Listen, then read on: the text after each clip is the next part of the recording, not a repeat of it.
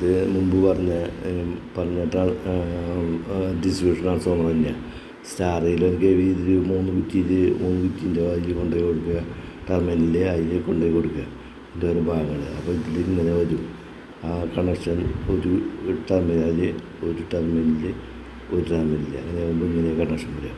ഇത് step down അല്ല, മുമ്പ് പറഞ്ഞ ട്രാൻസ്ഫോമർ. ഇതിൻ്റെ സെൻറ്റർ ഭാഗം ഇതിൻ്റെ സ്റ്റാറിൻ്റെ സെൻറ്റർ ഭാഗം എർത്ത് ചെയ്യും, ആ ഭൂമിയായിട്ട് എർത്ത് ചെയ്യും. പിന്നെ അവിടെ നിന്ന് ഈ ന്യൂട്രൽ ഉണ്ടാവുന്നത്, ഈ ന്യൂട്രൽ പോണതിൻ്റെ ഒരു 5 പോസ്റ്റിൻ്റെ അവിടെ വെച്ചിട്ട് എർത്ത് ചെയ്യാം.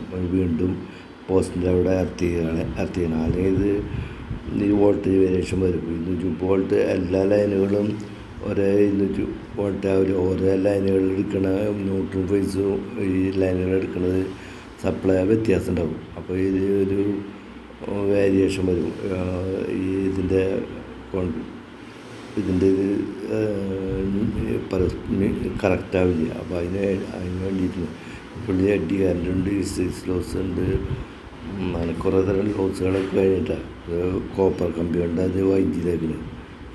ഈ വൈദ്യുതി ഗേജുകൾ ഇത് ഷോർട്ടാവുകയാണല്ല, അതിന് ഇൻസുലേഷൻ ഉണ്ട്.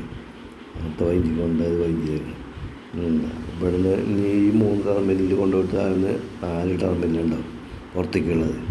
അവിടെ വലിയ ഫ്യൂസ് കട്ട വെച്ച് ഇപ്പോൾ ഇങ്ങനത്തെ ACB സർക്യൂട്ട് ബ്രേക്കർ അങ്ങനെ വന്ന് MCB miniature circuit breaker, MCC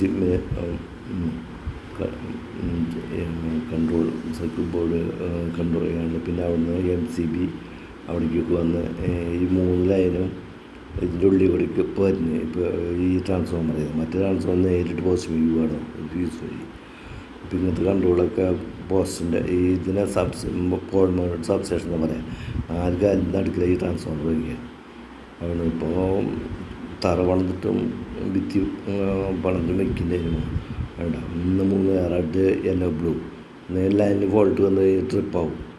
മറ്റേ ട്രിപ്പ് ഒന്നാണ് ഫോൾട്ട് വന്നാൽ ഫ്യൂസ് പോവുക എന്നിരിക്കാൻ കഴിയുക. ഇത് ഇവിടുന്ന് വന്നിട്ട് ഇനി ഇത് 4 ലൈനാക്കി വിടും. അത് മോട്ടർ ഇൻഡസ്ട്രീസുകൾക്ക് 3 ലൈനും, റെഡ് യെല്ലോ ബ്ലൂ, പിന്നെ ന്യൂട്രൽ അങ്ങനെ വിടും. സ്ട്രീറ്റ് ലൈറ്റിന് ഇതിൽ തന്നെ ഒരു ലൈൻ എടുക്കും, ഫ്യൂസ് ഇളകി. അപ്പോൾ ഈ ഫ്യൂസ്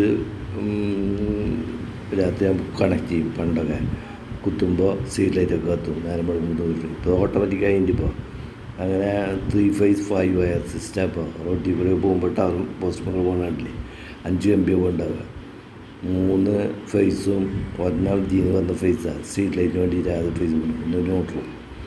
അപ്പോൾ അങ്ങനെ 5 കമ്പികളാണ് ഉണ്ടാവുക മോട്ടറിലാണ്.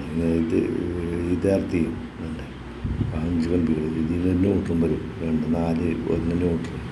ആ ന്യൂട്രൽ ഇങ്ങനെ വന്ന് ഇതിരിക്കുന്നത് മോട്ടറിൽ. അപ്പം അങ്ങനെയാണ് ഇതിന്. പിന്നെ കാൽക്കുലേഷൻ കണക്കുകളൊക്കെ ഇപ്പോൾ പൊതുവായിട്ട് അറിയാൻ വേണ്ടിയിട്ട് ഇങ്ങനെ ഇത് പറഞ്ഞാൽ കേട്ടോ. ഇനിയിപ്പോൾ ഇത് ചില PT CT എന്നൊക്കെ പറഞ്ഞിട്ടുണ്ട്. ഇത് ഈ ട്രാൻസ്ഫോമറിൻ്റെ മുമ്പ് ഈ 11 kV 14 ലൈനിൽ ഇതൊക്കെ CT/PT എന്നാണ്. CT എന്ന് പറഞ്ഞാൽ വേണ്ട, സെക്കൻഡറി ഓപ്പണായിടാൻ പാകില്ല, ഓപ്പണായിടാൻ വേണ്ടിയിട്ടാണ്. ഇതിന് ലോഡ് സീരിയസ് ആയിട്ട് പോകണം. ഇത് ലൈൻ 5 ലൈൻ 6 റെഡ് ആ ലൈൻ ഇങ്ങനെ ഇങ്ങനെ കോയിലൊക്കെ കിടന്ന് ട്രാൻസ്ഫോമർ PT-യുടെ ഉള്ളിയൊക്കെ കിടന്ന് ലോഡിലേക്ക് വരിക. ന്യൂട്രൽ നേരിട്ട് വേണ്ട, ന്യൂട്രൽ നേരിട്ട് തിരികെ പോകും. പിന്നെ അതിൻ്റെ വോൾട്ടേജ് അറിയാൻ വേണ്ടിയിട്ട് അത്ര വലിയ CT ട്രാൻസ്ഫോമർ ആംബിയർ അറിയാൻ അതിൻ്റെ ഉള്ളിൽ ഇത് ഇവിടെ വൈൻഡ് ചെയ്യുന്ന ചെറിയ കോയിലാണ്, ചെറിയ മീറ്റർ വെച്ചിട്ടാണ്. അതിനെ കാൽക്കുലേറ്റ് ചെയ്തിട്ടാണ് അതിൻ്റെ ആംബിയർ മുഴുവൻ കണ്ടുപിടിക്കുക.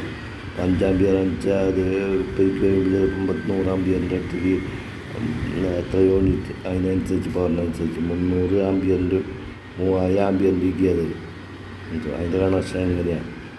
അതിൻ്റെ ഇങ്ങനെ പാരലായിട്ട് കൊടുക്കില്ല. ഈ ന്യൂട്രലിന് ഫേസിലേക്ക് ഇങ്ങനെ കണക്ട് ചെയ്യില്ല. ഇവിടുന്ന് ഇങ്ങനെ വന്ന് ഇതിൻ്റെ ഉള്ളിൽ കൂടെ കണക്ട് ചെയ്ത് ട്രാൻസ്ഫോമറിൻ്റെ ഉള്ളിൽ കൊണ്ടുപോയി. ഇതറിയാനുള്ള ചെറിയ കറണ്ട്. ഇവിടെ ലോ കറണ്ടാണ്. അതായത് ഇതിന് ലോ റെസിസ്റ്റൻസ് സേഫ്, കുറഞ്ഞ റെസിസ്റ്റൻസാണ് ഇതിന് പറ്റില്ല CTക്ക്. ഇതിന് ഓപ്പോസിറ്റാണ് PT-യുടെ കാര്യം, പൊട്ടൻഷ്യൽ ട്രാൻസ്ഫോമർ. ഇതിങ്ങനെ 6000 ആംബിയർ 800 ആംബിയറൊക്കെ XR-ൻ്റെ ട്രാൻസ്ഫോമർ. കറണ്ട് കുറച്ച് തിരികെ വിടുമ്പോൾ മീറ്ററിൽ റെഡി പോകണ റെഡി അതിനെ പെരുക്കിയിട്ട് കൂടുതൽ റെഡി. പിന്നെ ഇത് സീറ്റ്, ഇത് PT പൊട്ടൻഷ്യൽ, ഇത് കറണ്ട് അറിയാവുന്ന ട്രാൻസ്ഫോമർ, കറണ്ട് അറിയാവുന്നത്. ഇത് വോൾട്ടേജ് അറിയാം, PT പൊട്ടൻഷ്യൽ ട്രാൻസ്ഫോമർ വോൾട്ടേജ് അറിയാം. അത് പാരലായിട്ടാണ് ചെയ്യുക. വേണ്ട ഇവിടെ നിന്ന് ഇങ്ങോട്ട് കണക്ട് ചെയ്യുക ന്യൂട്രലിലേക്ക്. വേണ്ട ഇങ്ങനെ വേണ്ട ഇതിൽ കൂടെ വന്ന് ഇതിങ്ങനെ വന്ന് ഇതിരിക്കുക വന്നേക്കണേ. മറ്റേത് ഇങ്ങനെ പോയിട്ട് ഇങ്ങനെ പോയേക്കുന്നുണ്ട് ലോഡിലേക്ക്. വേണ്ട ഇത് ഇങ്ങനെ വന്ന് ശരിക്കും ന്യൂട്രലിൽ കണക്ട് ചെയ്യുന്ന മാതിരി കോയിൽ ട്രാൻസ്ഫോമറിലേക്ക് വന്ന് ഇവിടെ കണക്ട് ചെയ്തു ന്യൂട്രലിൽ.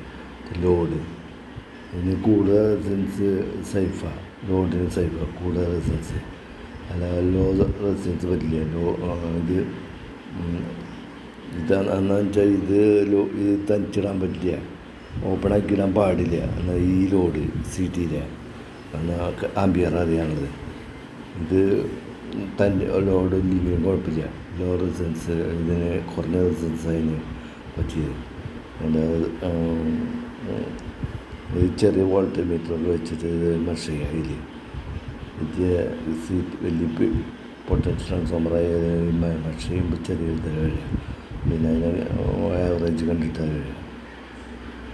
വോൾട്ടേജ് ചെറിയ വോൾട്ടേജ് ലോഡിൽ അതിന് ആകർഷിക്കും കഴിഞ്ഞപ്പോൾ ഞാൻ പറഞ്ഞു എനിക്കതിൻ്റെ കണക്ഷൻ നല്ലത്.